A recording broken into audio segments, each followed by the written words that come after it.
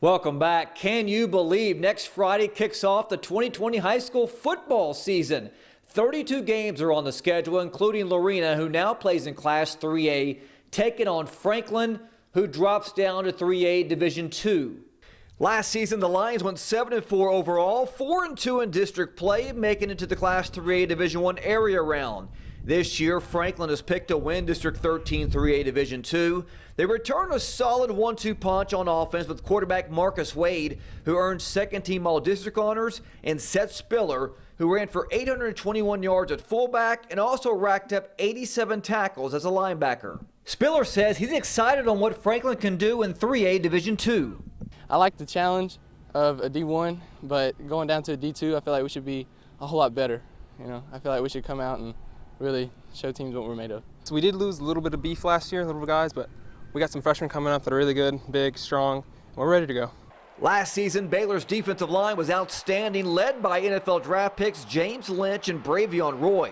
The Bears lost a lot up front, but do bring back all-conference linebacker Terrell Bernard, who led the team with 112 total tackles while adding 9.5 tackles for loss and 4.5 sacks. Baylor also brought in grad transfers William Bradley King, who recorded 8.5 sacks and 13.5 tackles for loss, earning first-team All-Sun Belt Conference honors, and Dylan Doyle from Iowa. Terrell Bernard knows bringing in experience like Bradley King and Doyle will give the linebackers a huge boost this season. I feel very confident about our group right now. Dylan is probably one of the smartest football players on the team. He's a guy that comes in every day and he pushes everybody in the room to really get better. I have a lot of respect for him. And then the same thing with William Bradley King.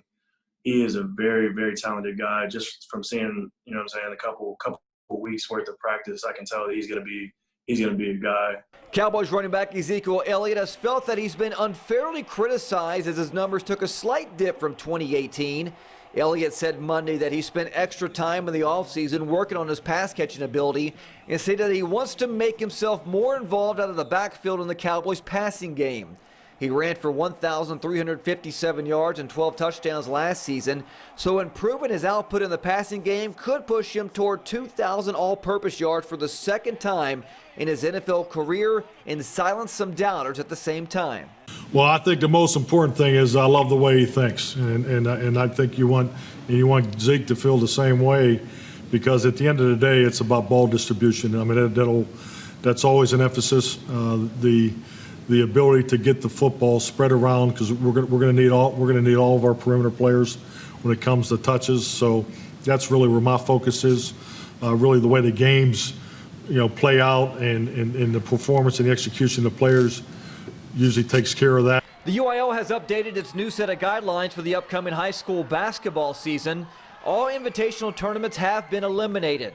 Games have now increased from 21 to 27. Teams are now allowed to play 3 games per week as long as one of those games are played during the school week, and crowd size will be limited to no more than 50%.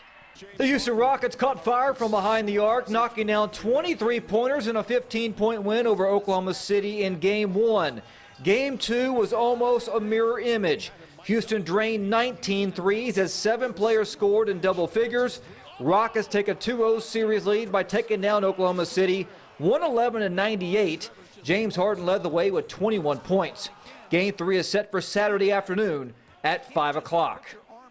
Also, we'd like to wish our own Nikki Lattarulo a big happy birthday. That's it for sports. We'll be right back after the break.